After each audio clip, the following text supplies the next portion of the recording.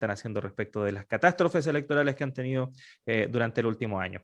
Bueno, vamos a pasar a revisar otro tema. Son las 7 de la mañana con 41 minutos. Vamos a tomar un contacto a esta hora con el gobernador electo de la región de Magallanes y la Antártica chilena, Jorge Fríes, a propósito de los desafíos que tendrá que asumir, además, en este cargo que es inédito en nuestro país. Es primera vez que va a comenzar a funcionar como tal, si bien sabemos que es una continuación de lo que se conoce hoy en día como los intendentes, no es lo mismo. Así que vamos a también a aclarar esos puntos con Jorge Fríes, quien nos saluda a esta hora. ¿Cómo le va, gobernador? Buenos días. Muy buenos días, Claudio. Juanita creo que también está en el estudio. Un placer de Sí, poder acá desde la región de Magallanes saludarlos. muy buenos Sí, días. gobernador, queríamos conversar con usted para conocer un poco cómo se viene su trabajo ahí en la región de Magallanes. Comentábamos esto, ¿no? Que es un cargo inédito, primera vez que se elige una autoridad de este tipo a través del voto popular. Es una continuación de lo que actualmente se conoce como los intendentes regionales, pero no tiene las mismas atribuciones. Se espera que eso se corrija finalmente con el tiempo, pero hasta ahora van a tener que convivir, por ejemplo, con la figura del delegado presidencial y ahí con algunas atribuciones que ya se otorga por ley. ¿Cómo proyecta este cargo, este trabajo que tendrá que asumir ya dentro de unas semanas en una región además que también tiene consideraciones muy especiales que no tienen nada que ver con el resto de las regiones de Chile? Bueno, Claudio, contarte y contarles a quienes nos están escuchando a través de la radio de la universidad, que este es un tremendo desafío, un desafío histórico para las regiones, 200 años de república, y este es un paso ya definitivo hacia el proceso de descentralización. Tanto estamos hablando de cuando se fijó el gobierno portaliano, estamos en lo que fue la batalla de Lircay, en que las provincias pierden ante una batalla contra Santiago y posteriormente varios intentos revolucionarios desde las provincias que fueron infructuosos. Finalmente, después de una larga historia republicana, el centro ha entregado poder concreto que sin lugar a duda va a ser un cambio del eje del poder político en Chile. Y contarle a quienes, como te digo, a quienes estamos conversando hoy día, efectivamente en las regiones la imagen o la autoridad designada, que era el intendente, era un cargo tremendamente importante porque definía los gastos, las inversiones que se hacían a través de los fondos de desarrollo regional, que en las regiones son probablemente el foco de desarrollo más importante del trabajo de un gobierno nacional con los municipios y con organizaciones sociales. Y también el intendente o intendenta tenía a su cargo lo que era la seguridad interior del Estado, policías, Fuerzas Armadas desde el punto de vista de una emergencia, y la supervigilancia de los servicios públicos. Ese rol del intendente desaparece a partir del 14 de julio y se crean dos cargos, uno electo por la comunidad, las gobernadoras y gobernadores regionales, que van a estar a cargo de la administración superior del gobierno regional. Eso significa a cargo de todas las atribuciones que tienen que ver con el territorio y los fondos que distintas regiones por distintas vías tienen de ingresos para distribuirlos en sus comunas, organizaciones sociales y también convenios de programación con ministerios. Y también se crea, como a mi parecer, y lo hemos dicho reiteradamente, inclusive hoy día conversando con los constituyentes y probablemente en lo que va a ser el trabajo conjunto de los gobernadores, un enquiste del centralismo, que este delegado, delegada regional o presidencial, que va a tener a su cargo ese rol de seguridad interior, o sea, a cargo de la policías de cada una de las regiones, la supervigilancia de los servicios centralizados y probablemente en caso de emergencia tomar el rol de un estado de excepción como el que estamos llevando a cabo en este momento. Y en ese aspecto probablemente lo que tenemos por delante, y ahí tal vez redondeando un poco la pregunta, es que los gobernadores tendremos que usar al máximo nuestras atribuciones entregadas ya por la Ley de Gobiernos Regionales, que es del año 92 y 94, con algunas modificaciones, y en la medida que aparezca la discusión constitucional en la Asamblea, que tengamos nuevos candidatos a parlamentarios, diputados, senadores, y también las nuevas presidenciales, la discusión que vamos a tener hacia adelante, sin lugar a dudas, va a ser las mayores atribuciones a niveles locales, tanto los municipios, los gobiernos regionales, y probablemente la desaparición o cómo hacemos que este cargo de delegado presidencial se jibarice en el territorio, porque para un mismo territorio, lo mismo que yo digo para el municipio, no puede haber dos cabezas para un mismo sombrero. Jorge, buenos días. Efectivamente, el problema es cómo van a resolver el choque de atribuciones que en algún minuto se puede producir.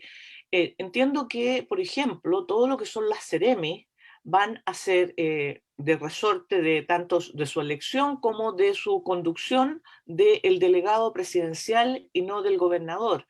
Hay algunos recursos más allá del FNDR, algunos recursos que son destinados desde el nivel central a las regiones y que se gestionan a través de la seremía. No van a tener los gobernadores, por lo tanto, ningún acceso a ese tipo de decisiones y de recursos.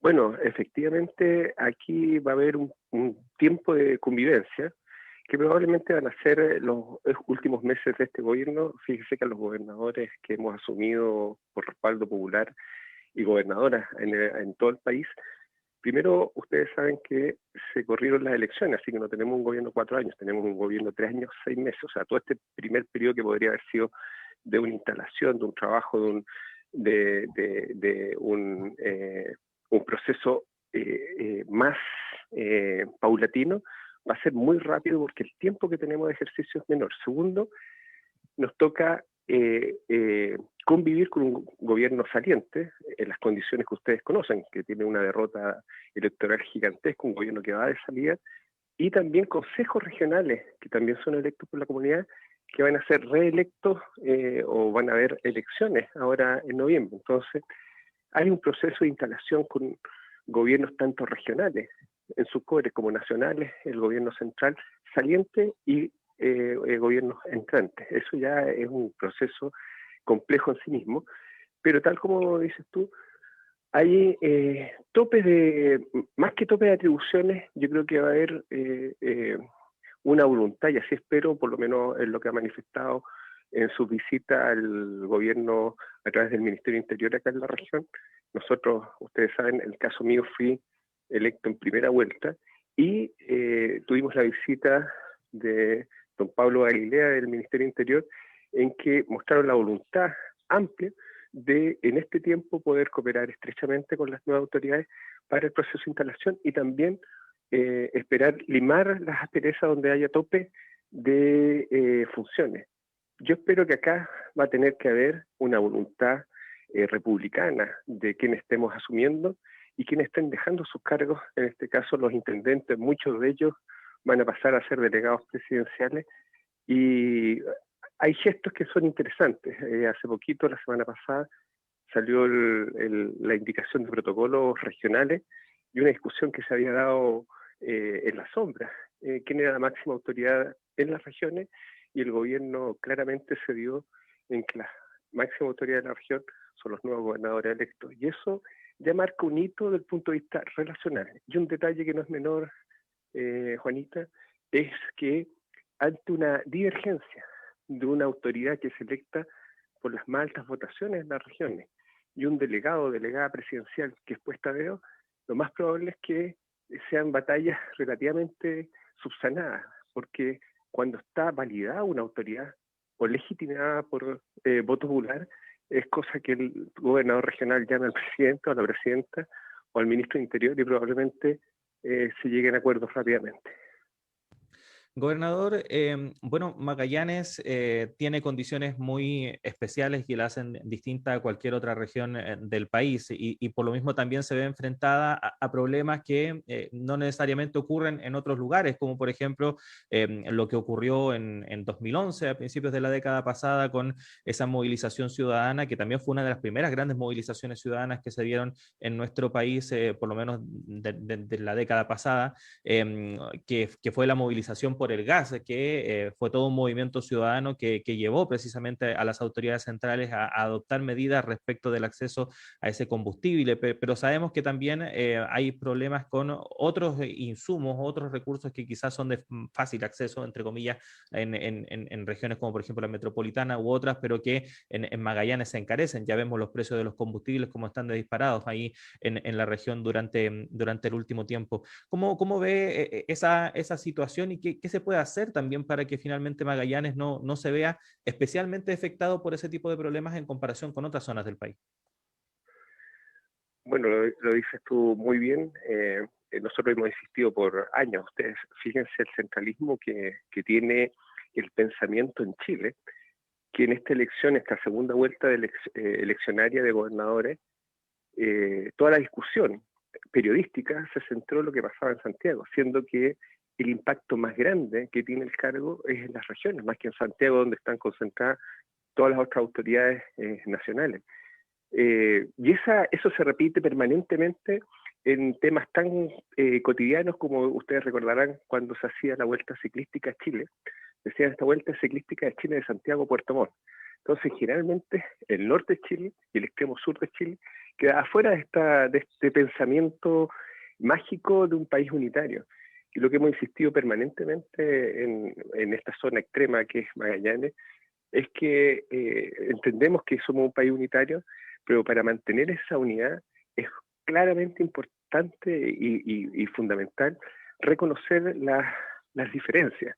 Y esa diferencia, por ejemplo, a mí me tocó ser intendente los 4 años del gobierno de Michelle Bachelet, y esa diferencia es reconocida, por ejemplo, en este momento en que ustedes son las 7, van a ser las 8 de la mañana y acá van a ser las 9 de la mañana, porque se reconoció un horario especial del país, de la región de Magallanes, y eso indica que si somos capaces en un Estado unitario de reconocer las legítimas diferencias territoriales, de distancia, de particularidades del territorio, de la población, culturales, probablemente efectivamente podemos avanzar en un país más justo, más igualitario, con mayor dignidad para un proceso tan importante. Cuando el PNUD o otros organismos internacionales han dicho que en Chile hay una alta desigualdad, una de las cosas que muchas veces se desconoce y se omite en el discurso es que esa desigualdad en Chile tiene que ver en uno de los puntos muy importantes con la desigualdad territorial y el proceso de falta de centralización que hoy día ha tenido no solamente Chile, es una norma prácticamente heredada de la colonia. Los países latinoamericanos concentran gran parte de su riqueza y de su poder en las capitales nacionales. Gobernador, ¿hay algún par de proyectos en estos momentos en el Congreso que podrían entregarle más atribuciones a los gobernadores o por lo menos zanjar algunas de estas conflictos de interés que podría haber entre el delegado presidencial y el gobernador? Desde su punto de vista, ¿qué cosas serían las fundamentales? ¿Qué aspectos son los que deberían resolverse pronto para que efectivamente los gobernadores tengan las atribuciones que se necesitan para manejar su región? Bueno, hoy día tenemos en unas horas más una reunión como gobernadores electos y gobernadoras electas con la presidenta del Senado, que gentilmente nos ha invitado a una primera reunión para discutir la agenda legislativa que tiene que ver con este atraso que hay en el ámbito de centralización. Ahí ustedes notan nuevamente el desdén y probablemente la precarización que particularmente el gobierno ha provocado con el proceso de institucionalidad con gobernadores. Fíjense que estamos asumiendo en un mes más y leyes han estado durmiendo prácticamente 2 años en el Congreso. Una de esas es de rentas regionales, donde se identifican efectivamente algunos elementos de mayor equidad distributiva de los procesos y también de recursos del Estado, de inversión del Estado, que las regiones son muy importantes, proporcionalmente más importantes que en Santiago, en cada una de las regiones. Por ejemplo, tenemos las subdere en la Subsecretaría de Desarrollo Regional que todavía de manera muy discrecional distribuye grandes fondos a las regiones de manera del gobierno de turno. También tenemos inversiones de decisión ministerial que se deciden, por ejemplo, en obras públicas, en vivienda, en Santiago y no en los territorios o con una distribución que sea más equitativa para el territorio. Esos proyectos son sensibles para los gobiernos regionales, y otro que es muy importante que tiene que ver con una ley corta de gobiernos regionales que justamente apunta a lo que hablábamos al inicio, a alcances de atribuciones, en que se propone, entre otras cosas, que la Contraloría de la República sea el dirimente ante tope de atribuciones. Y eso sería muy importante tenerlo resuelto en las próximas semanas, para que justamente en los topes de trabajo en conjunto con los delegados presidenciales en las regiones podamos tener un arbitrador en caso de estas discusiones. Ahora, solamente permítanme un paréntesis. En mi condición de intendente, una de las cosas que uno se da cuenta que ha habido también un poco de desidia del Estado y de autoridades. Es siempre más fácil, a mi parecer, para muchas autoridades, en esta falta de modernización del Estado, probablemente no usar todas las atribuciones. Y yo creo que ahí también tenemos algo que demostrar las regiones. Tenemos que ser capaces de ocupar todas las atribuciones y al máximo que tenemos para pedir más atribuciones. Muchas veces decimos que no tenemos atribuciones y no ocupamos todo lo que la misma ley nos otorga, y yo creo que ahí hay un esfuerzo, muchas veces de desconocimiento de las autoridades que van asumiendo. Y un ejemplo, por ejemplo, ha sido Magallanes, en que en estos 3 años de gobierno hemos tenido 4 intendentes. Entonces, la posibilidad de que estas autoridades aprendan a usar sus atribuciones o usen al máximo sus atribuciones son bastante limitadas.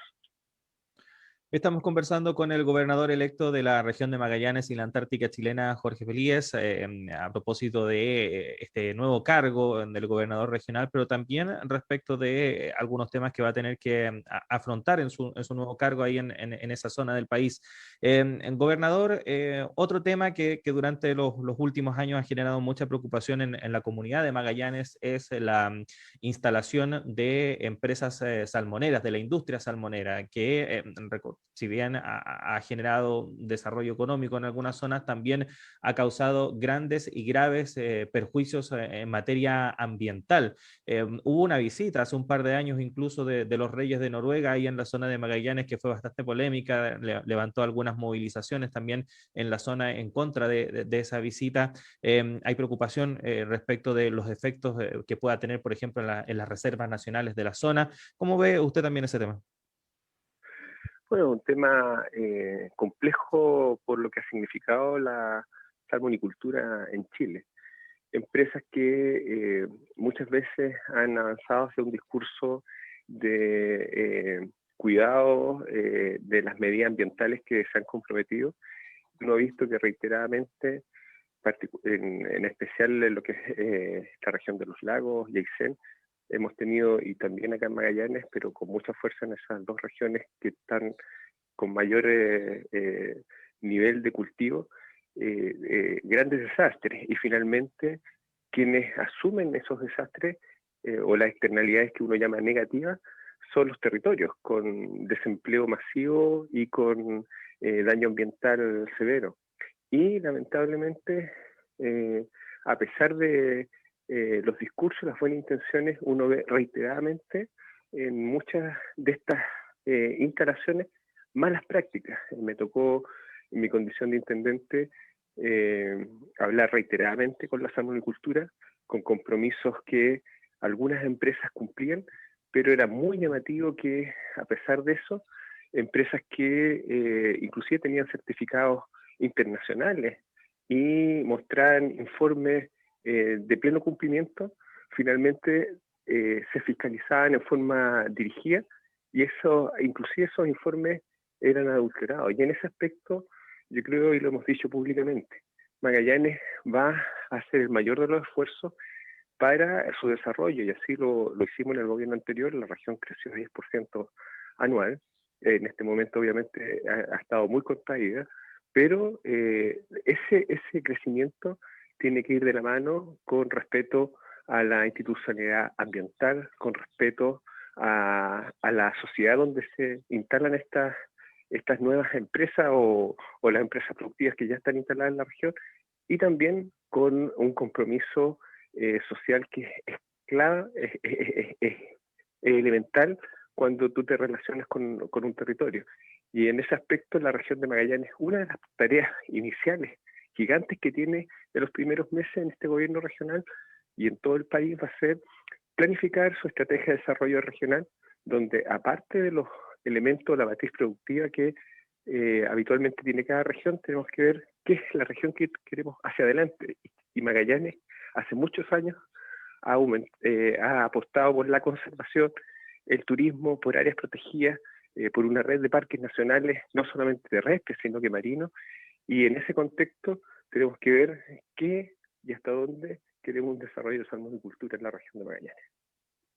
Estamos conversando con el electo gobernador de la región de Magallanes, Jorge Flies. Jorge, salió usted electo en la primera vuelta. Es uno de los tres que fueron electos en primera vuelta y por lo tanto el grado de participación que hubo en términos de esas votaciones fue mayor sin duda que lo que ocurrió con los gobernadores electos este domingo recién pasado.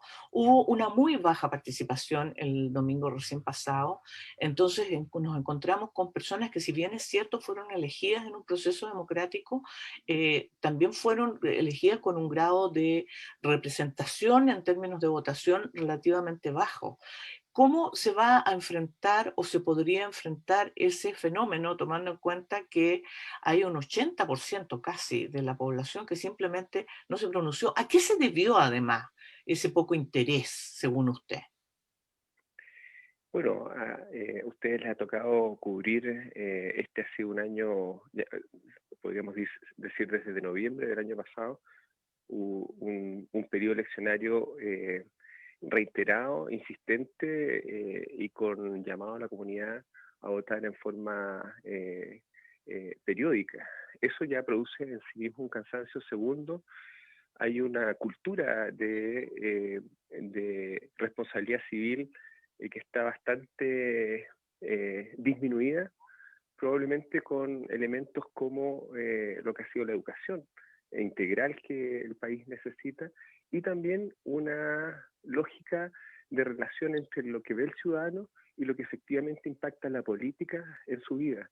Pero yo creo que ahí hay una relación simbiótica que se ha dejado ser.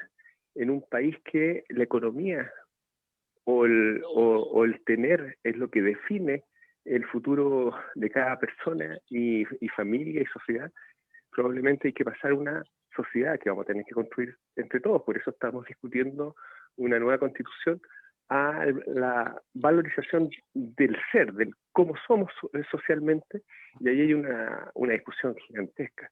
La política tiene que estar definida por la ética, pero la economía a su vez tiene que estar definida por el derecho y la política. Y en ese aspecto, perdón que me extienda en esto, yo creo que ahí hay un esfuerzo gigantesco. Primero, en un tema que se va a ver hoy día en el Congreso, que es el voto obligatorio. Acá en Chile es obligatorio pagar los impuestos, que es un derecho, o sea, un deber de responsabilidad social de todos con todos, y no está el deber de votar, que es decidir el marco jurídico y político que nos damos como sociedad. Y eso finalmente ha demostrado en el tiempo que fue un error garrafal, y yo creo que tienen que haber cambios institucionales como la discusión hoy día del voto obligatorio. De todas maneras, hoy día tenemos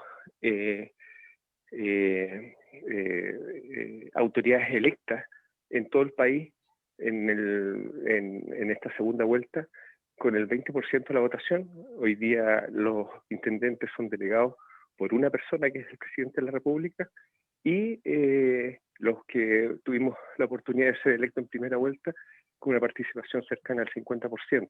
Entonces, yo creo que tal vez más que la legitimidad está dada al proceso eleccionario, en que finalmente la población ha elegido ir a votar o no ir a votar, pero hay que hacer un esfuerzo a mediano plazo, que va a pasar por la Constitución, por esta discusión del voto obligatorio, por una discusión en lo que es la educación cívica y la responsabilidad social común que nos tenemos que dar con lo que hoy día se ha dado a la sociedad, que probablemente es un sistema muy, muy imperfecto, pero sigue siendo el mejor de todos. La democracia nos permite, por lo menos, a través del voto, mantener las cosas que se están haciendo mal y cambiar aquellas que no nos parecen.